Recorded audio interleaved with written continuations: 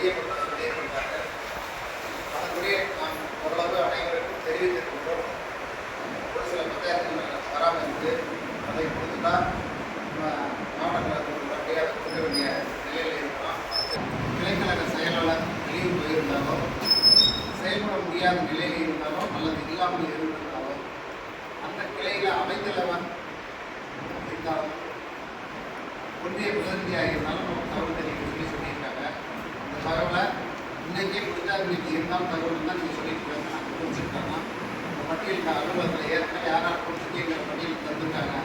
அதை நம்ம கொஞ்சம் நேரத்தில் தெரிவித்திருக்காங்க. அதுக்கு அடுத்தபடியாக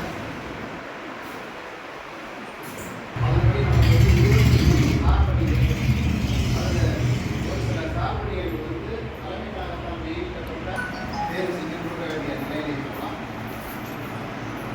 அதுபோல் அனைத்து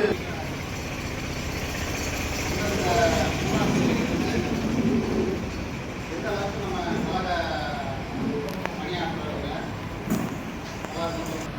இடையில